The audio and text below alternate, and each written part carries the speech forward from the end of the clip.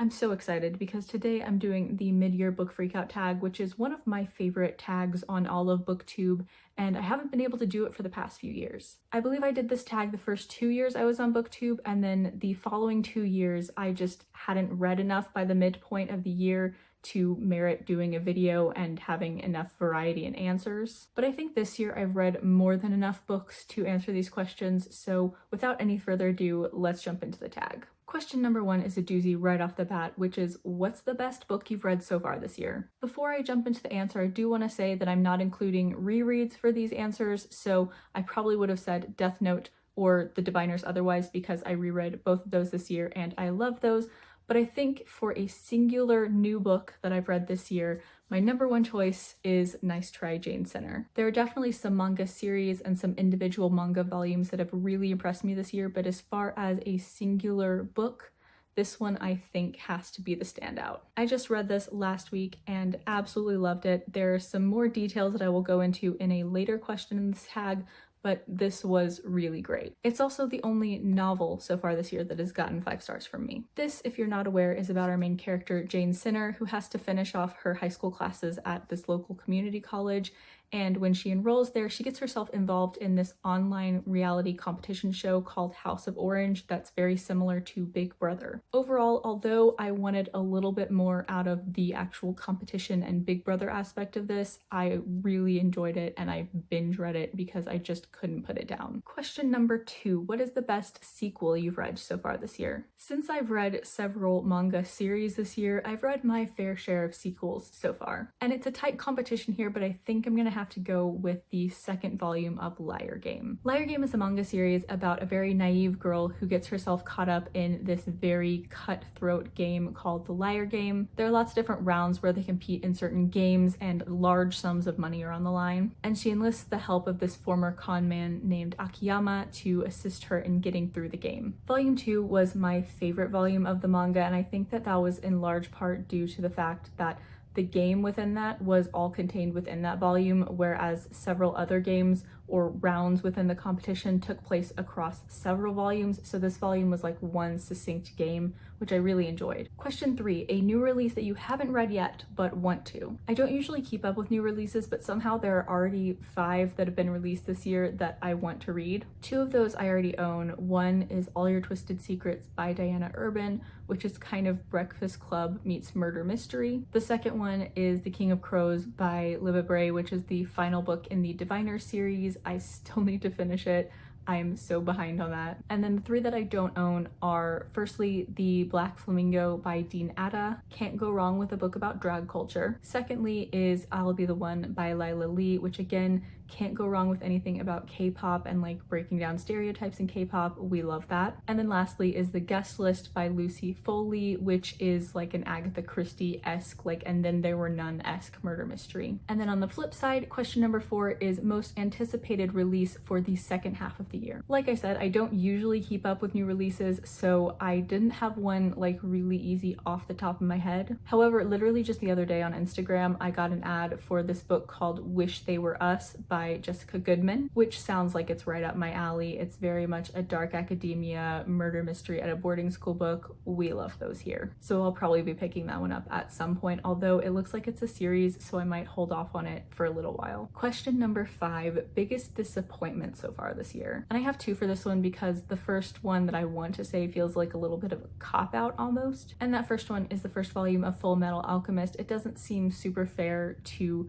say it's my most disappointing read when it's just the first volume of a manga series. Usually it takes a little bit more time for the series to get good. And I gave it 3 out of 5 stars. I liked it. I thought it was all right, but I just wasn't super impressed by it and I was kind of expecting more from it. And then my second one is the Doubt manga series, which I read the entirety of. Basically in Doubt, there's this game online that's kind of like Werewolf or Mafia, and a bunch of people who play that game together online meet up in person, and when that happens, they end up getting caught kind of in their own real life game of werewolf or mafia that ends up being a lot more like Saw. It sounded like something I would absolutely love, but it just didn't really click with me. I had a few complaints about the manga itself and I just overall was very meh on it. Then on the flip side, question number 6 is biggest surprise, and this one is a no-brainer for me. It is Bleach Volume 1. I did try a volume tag earlier this year where I tried the first volume of, I believe, 7 manga series just to get a feel for them and see if I'd like them. And I included Bleach in that list because I've never really been super compelled by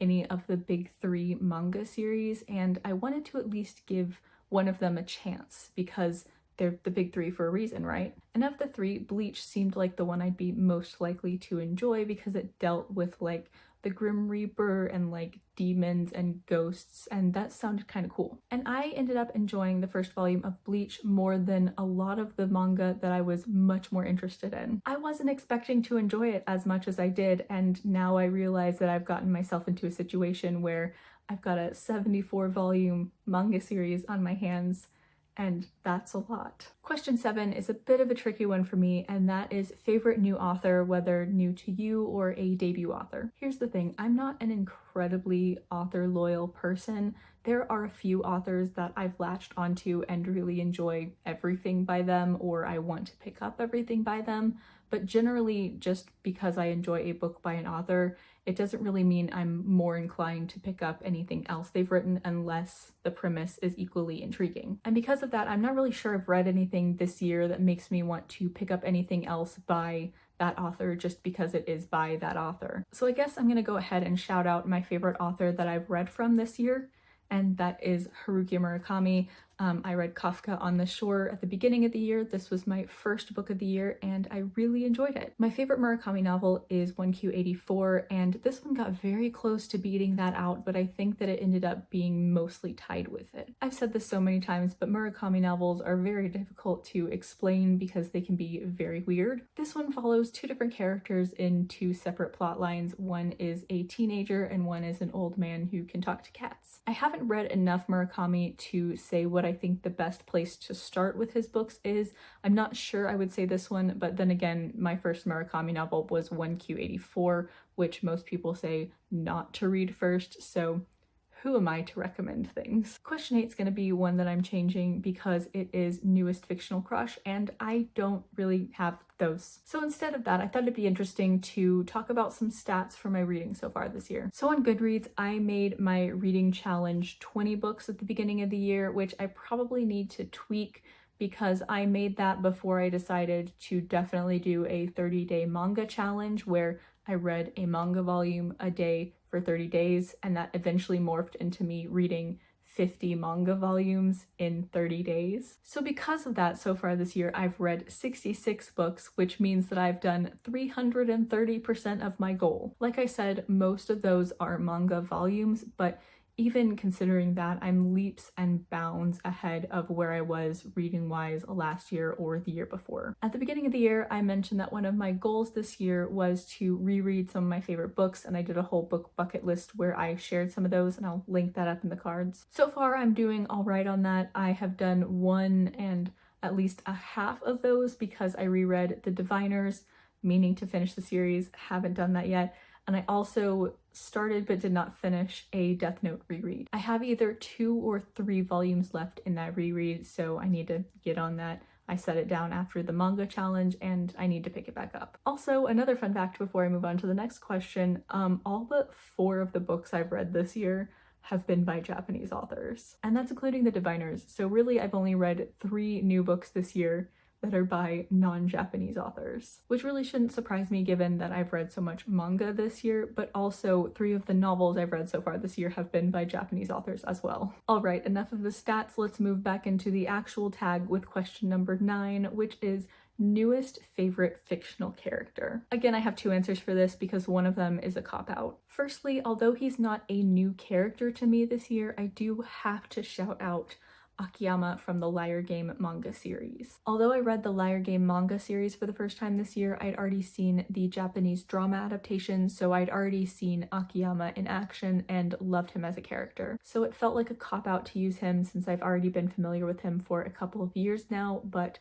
he is one of my favorite characters, not just in manga, not just in TV, but just of all time, so I wanted to at least mention him. My actual new favorite character that I've been introduced to this year, though, is Jane Sinner from Nice Try, Jane Sinner. And although I do like her as a character, it's not even necessarily just how much I like her, but just that Jane Sinner is me. It sounds kind of dramatic to say Jane Sinner is me, but saying something like I've never related more to a character didn't seem impactful enough to relay how I feel about this character because it was a lot. Obviously, not every single thing about her felt identical to me because I'm not literally Jane Sinner, but I have so many quotes written down from this book that just hit home so hard, not only because they were things that I've dealt with, but also just the way that she thought about them and the way that she spoke about them and wrote about them felt like they were plucked out of my own brain to the point that sometimes it felt really freaky.